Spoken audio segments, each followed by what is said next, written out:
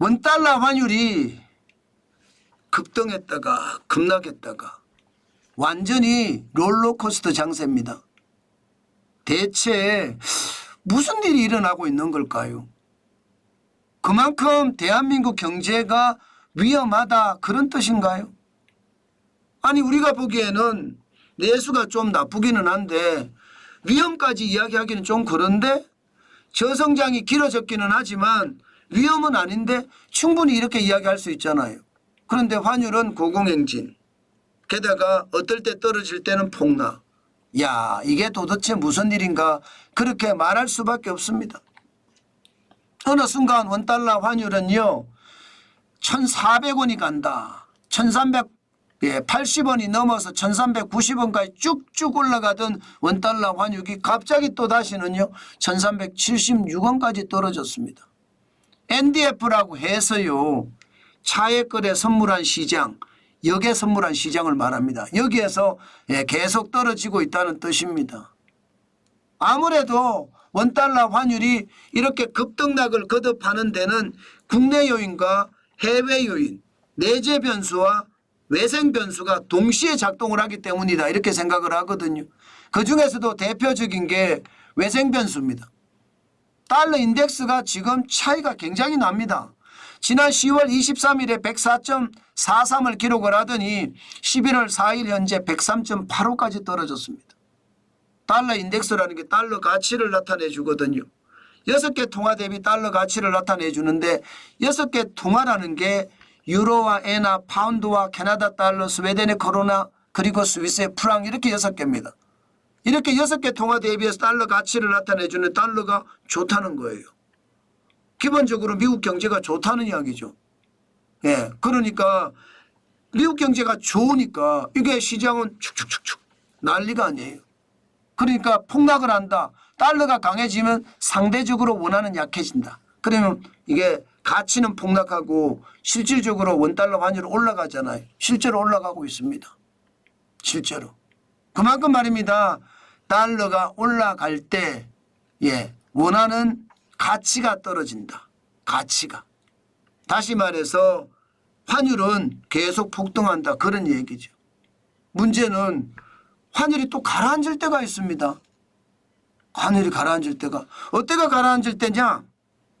중동의 전쟁이 좀 약해지고요. 외생 변수 중에. 게다가 미국 경제가 조금 나빠진다고 하니까 또 달러 인덱스가 축축축축축축 이게 빠지면 또다시 환율이 또 급등락을 나타냅니다. 이 급등락을 보면 진짜 엄청난 변수인데 그중에서도 미국 경제가 굉장히 화랑을 띠고 있고요. 한국 경제가 굉장히 좀 어렵다 이렇게 되니까 시장은 이 경제를 가지고도 환율을 결정하는 그런 사태가 발생될 수도 있다 이런 생각입니다. 내재 변수 중에 가장 나쁜 것은 내수 위기거든요. 내수 위기도 환율에 영향을 미치고요. 게다가 남북 간의 긴장도 환율에 영향을 미치고요. 그러니 시장은요 지금 굉장히 위험하다 이런 생각이 듭니다. 그러면 지금 원달러 환율 1376원까지 내려갔다는 것은 상대적으로 원화가 강해졌다는 뜻이잖아요. 상대적으로. 달러보다 달러의 어떤 가치가 떨어졌다는 것.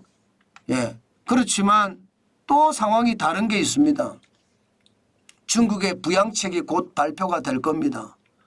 중국의 부양책이 발표가 되면 그게 얼마나 될지 사람들이 인식을 못할 정도예요. 엄청납니다.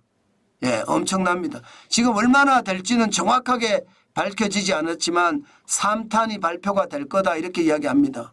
10월 말에 전국인민대회 상무위원회에서 결정을 한다고 했는데 이게 10월 말에 일어나지 않고요. 11월 달 지금 현재 전국인민대회 상무위원회가 개최가 되고 있습니다. 아마 여기에서 경기 부양책이 얼마가 될지 결정이 될 겁니다. 거기에 따라서 위안화의 가치가 달라질 겁니다. 중국이 돈을 풀면 위안화는 어떻게 될까요? 가치가 떨어진다. 그러면 달러 위안 환율은 올라간다. 원화는 어떻게 될까요? 위안화가 올라가면 원화도 올라갑니다. 프록시 커런시라고 합니다. 대리통화라고 이야기하는데 그만큼 위안화의 어떤 가치와 원화의 가치는 같이 움직인다는 뜻이에요. 우리의 수출 의존도가 중국에 많잖아요. 그러다 보니까 위안화가 올라가면 우리도 올라가는 그런 사태가 항상 벌어진다는 뜻입니다. 저는 중국의 전국인민대표자 대회 여기에서 상무위원회에서 결정이 될 텐데 아마 어떻게 결정이 되느냐에 따라서 또 환율이 한번 요동을 칠 겁니다. 물론 적게 풀면 요동을 안 치겠죠. 그러나 분명히 돈을 많이 풀 것으로 예상을 합니다.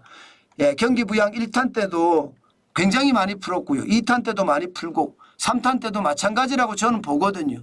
그렇게 되면 예, 위안화의 어떤 환율도 돈을 많이 푸니까 가치가 떨어지니까 환율은 올라가겠죠. 원화도 마찬가지 프록시 커런시니까 같이 움직이니까 같이 올라간다. 이렇게 생각을 할 수 있습니다. 때문에 현재까지는요. 미국 대선이나 중국의 전인대 이것에 대한 불확실성이 시장을 지배하고 있거든요. 아마 이 시장이 어떻게 되느냐에 따라서 굉장히 달라질 겁니다. 예, 트럼프 대통령이 이기느냐 아니면 해리스가 이기느냐 여기에 따라도 달라질 거고요. 저는 원달러 환율 그만큼 지금은요 변동성이 큰 장세다. 저는 그렇게 생각합니다. 중국이 부양책을 내지 않고 있는 것도 제가 봐서는요 미국이 어떻게 하느냐. 지금 미국의 연준에 예, 이게 금리도 내릴 거라고 보이거든요. 내릴 거라고. 0.25%포인트 금리를 내릴 거라고 생각을 합니다. 이게 대선하고 딱 맞물려 있습니다. 네, 그렇게 되면 그것을 보면서 중국도 움직일 겁니다. 거기에 따라서 시장도 굉장히 많이 변할 거니까 여러분들도 철저하게 대응을 하면서 시장에 예, 대응을 해야 되겠다. 제가 그 말씀 굉장히 강조해서 드리겠습니다. 당연히 말입니다. 시장은요. 복합적이고 또 전략적으로 대응을 해야 됩니다. 그만큼 시장이라는 게 계속 움직이기 때문에 하나만 보고 결정하지 마시고요. 여러분의 투자 철학도 마찬가지거든요. 하나만 보고 움직이지 마시고 시장을 좀 예리하게 보고 예, 또 입체적으로 보고 전방위적으로 보고 나서 결정을 하시는 게 좋습니다. 그만큼 시장의 변화가 요즘은 너무 심하고요. 너무 심한 변화 속에서 우리가 자칫 잘못하면 오히려 내 자산을 날릴 수도 있으니까 조심하시라는 이야기 제가 계속 드리는 겁니다. 그만큼 시장의 위험성이 크다는 뜻으로 해석해 주시면 좋겠습니다.